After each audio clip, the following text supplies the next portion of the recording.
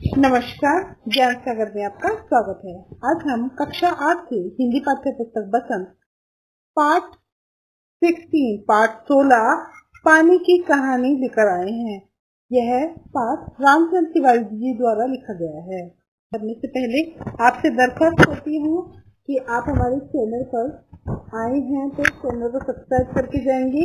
Video पसंद आएगी तो आप लाइक भी करेंगे। कमेंट करके मुझे बताएं कि आपको किस तरह की कहानियां पसंद हैं। चलिए ये कहानी शुरू करते हैं। पानी की कहानी। मैं आगे बढ़ा ही था कि बेल की झाड़ियों पर से मोती सी एक बूंद मेरे हाथ पर आ पड़ी। मेरे आश्चर्य का ठिकाना न रहा जब मैंने देखा कि ओस की बूंद मेरी कलाई पर से सरक कर हथेली पर आ गई। मेरी दृष्टि पड़ते ही वह ठहर गई। थोड़ी देर में मुझे सितार के तारों की सी झनकार सुनाई देने लगी। मैंने सोचा कि कोई बाजा बजा रहा होगा। चारों ओर देखा, कोई नहीं। फिर अनुभव हुआ कि यह स्वर मेरी हथेली से निकल रहा है।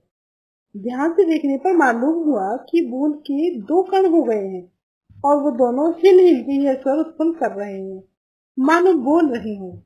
उसी सुरीली आवाज में मैंने सुना, सुनो सुनो। मैं चुप था। फिर आवाज आई, सुनो सुनो। अब मुझसे न रहा गया। मेरे मुख से निकल गया, कहो कहो। ओस की बूंद मानो प्रसन्नता से हिली और बोली, मैं ओस हूँ। जानता हूँ, मैंने कहा। लोग मुझे पानी कहते हैं, जल भी। मालूम है, मैं बेल के पेड़ से आई हूँ। झूठी, मैंने कहा और सोचा, बेल के पेड़ से क्या पानी का फुवारा निकलता है? बूंद फिर हिली, मानो मेरे अविश्वास से उसे दुख हुआ हो। सुनो, मैं इस पेड़ के पास की भूमि में बहुत दिनों से इधर उधर घूम रही थी। मैं कणों का हृदय टटोलती फिर रही थी कि एकाएक पकड़ी गई। कैसे? मैंने पूछा। वह जो पेड़ तुम देखते हो ना, वह ऊपर ही इतना बड़ा नहीं है, पृथ्वी में भी लगभग इतना ही बड़ा है। उसकी जड़ें, उसकी बड़ी जड़ें, छोटी जड़ें, जड़ों के रोए हैं। वे रोए बड़े निर्दयी होते हैं। मुझ जैसे असंख्य जल कर्णों को वे बलपूर्वक पृथ्वी से खींच लेते हैं। कुछ को तो पेड़ एकदम खा जाते हैं और अधिकांश का सब कुछ छीन कर उन्हें बाहर निकाल देते हैं। क्रोध और घृणा से उसका शरीर कांप रहा था। तुम क्या समझते हो कि वे इतने बड़े यूं ही खड़े हैं? उन्हें इतना बड़ा बनाने के लिए मेरे असंख्य बंधुओं ने अपने प्राण नाश किए हैं। मैं बड़े ध्यान से उसकी कहानी सुन रहा था। हाँ, तो मैं भूमि के खनिजों को अपने शरीर में घुलाकर आनंद से फिर रही थी कि दुर्भाग्यवश एक रोए से मेरा शरीर छू गया। मैं कांपी, दूर भागने का प्रयत्न किया, परंतु वे पकड़कर छोड़ना नहीं जानते। मैं रोए में खींच ली गई। फिर क्या हुआ, मैंने पूछा। मेरी उत्सुकता बढ़ चली थी। मैं एक कोठरी में बंद कर दी गई। थोड़ी देर बाद ऐसा जान पड़ा कि कोई मुझे पीछे से धक्का दे रहा है और कोई मानो हाथ पकड़कर आगे को खींच रहा है। मेरा एक भाई भी वहां लाया गया। उसके लिए स्थान बनाने के कारण मुझे दबाया जा रहा था। आगे एक और बूंद मेरा हाथ पकड़कर ऊपर खींच रही थी। मैं उन दोनों के बीच पिस चली। मैं लगभग 3 दिन तक यह सांसत भोगती रही।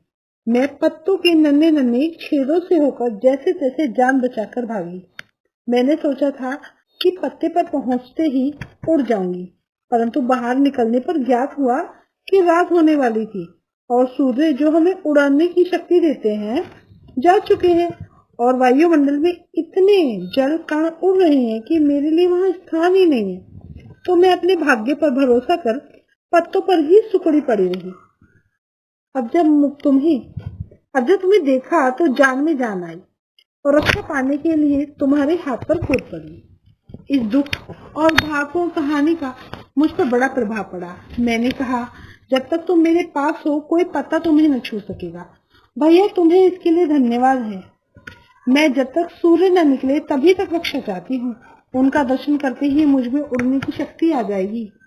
मेरा जीवन विचित्र घटनाओं से परिपूर्ण है। मैं उनकी कहानी तुम्हें सुनाऊंगी तो तुम्हारा हाथ तनिक भी न दुखेगा। अच्छा सुनाओ। बहुत दिन हुए मेरे पुरखे हर्दजन अर्थात हाइड्रोजन और ओक्सीजन ऑक्सीजन नामक दो गैसें सूर्यमंडल में लपटों के रूप में विद्यमान थी। सूर्यमंडल अपने निश्चित मार्ग पर चक्कर काट रहा था। वे दिन थे जब हमारे ब्रह्मांड में उथल पुथल हो रही थी, अनेक ग्रह और उपग्रह बन रहे थे। ठहरो, क्या तुम्हारे पुरखे अब सूर्यमंडल में नहीं है? उनके वंशज अपनी भयावह लपटों से अब भी उनका मुख उज्जवल किए हुए हैं। हाँ, तो मेरे पुरखे बड़ी प्रसन्नता से सूर्य के धरातल पर नाचते रहते थे। एक दिन की बात है कि दूर एक प्रचंड प्रकाश पिंड दिखाई पड़ा। उनकी आंखें चुंधियाने लगी। यह पिंड बड़ी तेजी से सूर्य की ओर बढ़ रहा था। ज्यों-ज्यों पास आता जाता था, उसका आकार बढ़ता जाता था। यह सूर्य से लाखों गुना बड़ा था। उसकी महान आकर्षक शक्ति से हमारा सूर्य कांप उठा। ऐसा ज्ञात हुआ कि उस ग्रहराज से टकराकर हमारा सूर्य चूर्ण हो जाएगा। वैसे न हुआ। वह सूर्य से सहस्त्रों मील दूर से ही घूम चला, परंतु उसकी भीषण आकर्षण शक्ति के कारण सूर्य का एक भाग टूटकर उसके पीछे चला। सूर्य से टूटा हुआ भाग इतना भारी खिंचाव संभाल न सका और कई टुकड़ों में टूट गया। उन्हीं में से एक टुकड़ा हमारी पृथ्वी है। यह प्रारंभ में एक बड़ा आग का गोला थी। ऐसा? परंतु उन लपटों से तुम पानी कैसे बनी? मुझे ठीक पता नहीं। हाँ, यह सही है कि हमारा ग्रह ठंडा होता चला गया और मुझे याद है कि अरबों वर्ष पहले मैं हाइड्रोजन और ओजोन के रासायनिक क्रिया के कारण उत्पन्न हुई हूँ। उन्होंने आपस में मिलकर अपना प्रत्यक्ष अस्तित्व गवा दिया है और मुझे उत्पन्न किया है। मैं उन दिनों भाप के रूप में पृथ्वी के चारों ओर घूमती फिरती थी। उसके बाद में जाने क्या हुआ। जब मुझे होश आया तो मैंने अपने को ठोस बर्फ के रूप में पाया।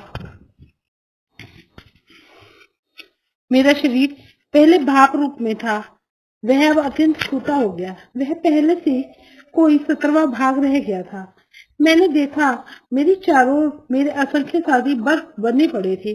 जहां तक दृष्टि जाती, बर्फ के अतिरिक्त कुछ दिखाई न पड़ता। जिस समय हमारे ऊपर सूर्य की किरणें पड़ती थीं, तो सौंदर्य बिखर पड़ता था। हमारे कितने साथी ऐसे भी थे जो बड़ी उत्सुकता से आंधी में ऊंचा उड़ने, उछलने कूदने के लिए कमर कसके तैयार बैठे होते थे। बड़े आनंद का समय रहा होगा वह। बड़े आनंद का? कितने दिनों तक? कई लाख वर्षों तक। कई लाख? हाँ, चौंको नहीं, मेरे जीवन में से 100-200 वर्ष दाल में नमक के समान भी नहीं है। मैंने ऐसे देव जीवी से वार्तालाप करते अपने को धन्य माना और उसकी बूंद के प्रति मेरी श्रद्धा बढ़ चली। हम शांति से बैठे एक दिन हवा में खेलने की कहानियां सुन रहे थे कि अचानक ऐसा अनुभव हुआ मानो हम सरक रहे हो। सबके मुंह पर हवाई उड़ने लगी। अब क्या होगा? इतने दिन आनंद से काटने के बाद अब दुख सहन करने का समय न था। बहुत पता लगने पर हमें याद हुआ कि हमारे भार से ही हमारे नीचे वाले भाई दबकर पानी हो गए हैं। उनका शरीर ठोसपन को छोड़ चुका है और उनका तरल शरीर पर हम फिसले चले जा रहे हैं। मैं कई मास समुद्र में इधर उधर घूमती रही।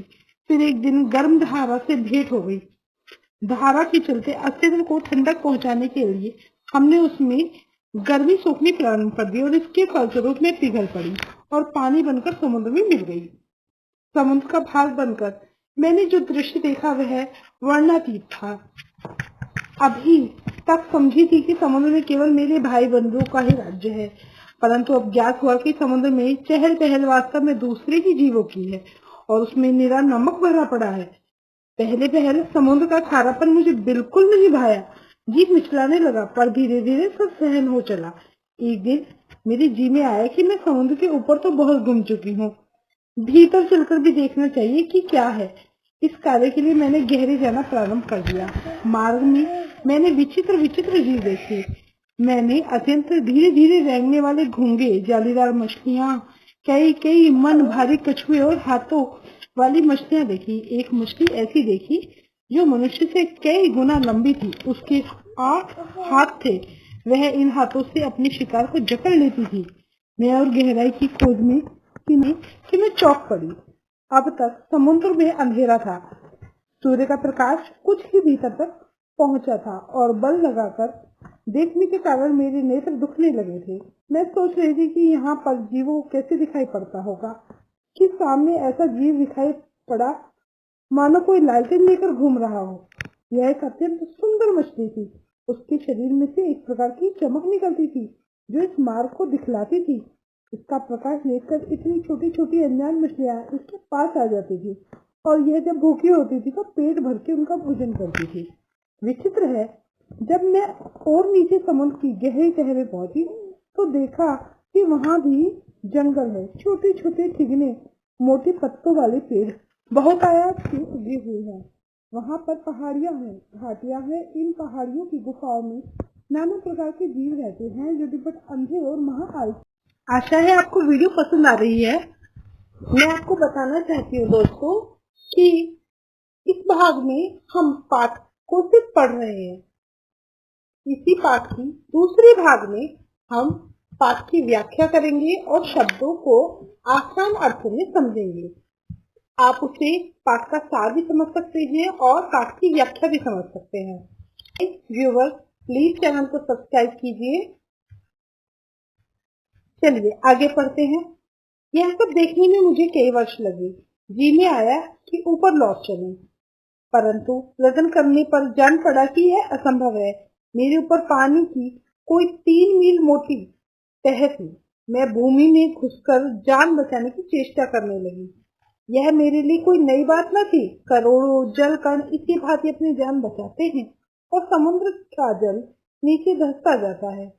मैं अपने दूसरे भाइयों के पीछे पीछे चट्टान में घुस गई।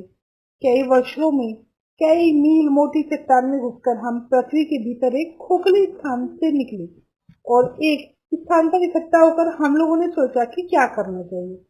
कुछ की सम्मति में वहीं पड़ा रहना ठीक था, परंतु हम में से कुछ उत्साही युवा भी थे। वे एक स्वर में बोले, हम खोज करेंगे, पृथ्वी के हृदय में घूम घूम कर देखेंगे कि भीतर क्या क्या छिपा हुआ है। हम शोर मचाते हुए आगे बढ़े तो एक ऐसे स्थान पर पहुंचे जहां ठोस वस्तु का नाम भी न था। बड़ी बड़ी चट्टानें लाल पीली पड़ी थी और नाना प्रकार की वस्तुएं इधर उधर बहने को उतावली हो रही थी। इसी स्थान के आसपास एक दुर्घटना होते होते बची। हम लोग अपनी इस खोज से इतने प्रसन्न थे कि अंधाधुंध बिना मार्ग देखे बढ़े चले जाते थे। इससे अचानक ही ऐसी जगह जा पहुंचे जहां तापमान बहुत ऊंचा था। यह हमारे लिए असह्य था।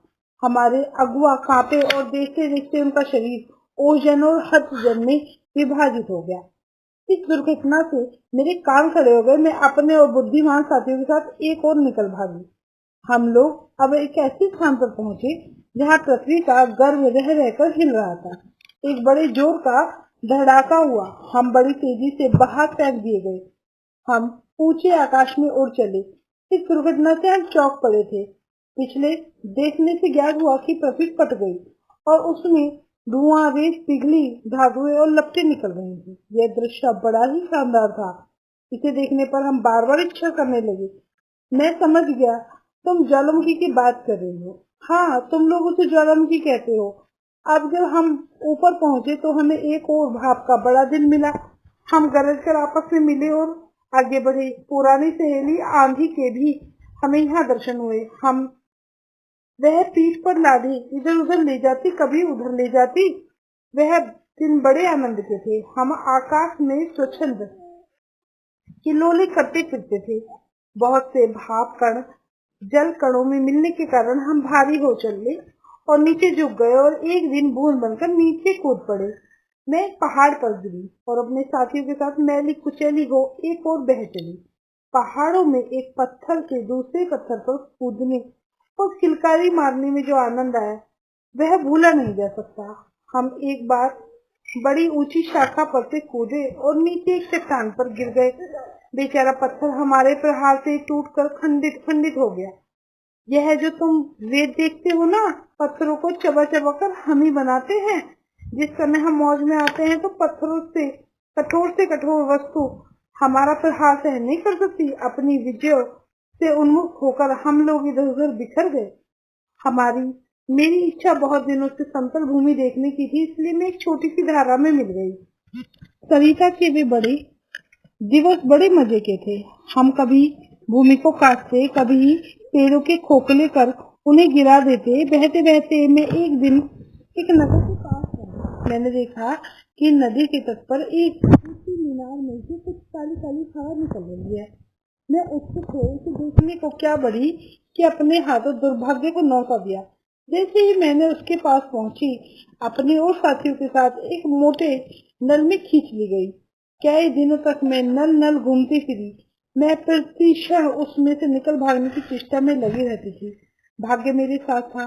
बस एक दिन रात के समय में एक ऐसे स्थान पर पहुंची जहां नल टूटा हुआ था।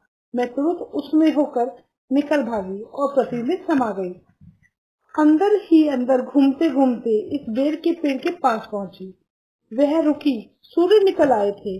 बस मैंने कहा, हाँ, मैं अब तुम्हारे पास नहीं खेल सकती। सूर्य निकल आए हैं, तुम मुझे रोक कर नहीं रख सकते। वह ओस की बूंद धीरे धीरे घटी और आंखों से ओझल हो गई। आशा है आपको यह पानी की कहानी बहुत अच्छी लगी होगी। वीडियो पसंद आई हो तो प्लीज लाइक कीजिए। चैनल पर नए हैं तो चैनल को सब्सक्राइब कीजिए। बने रहिए ज्ञान सागर में। आज के लिए इतना ही। अगले भाग में हम इस पाठ की व्याख्या लेकर आएंगे। धन्यवाद।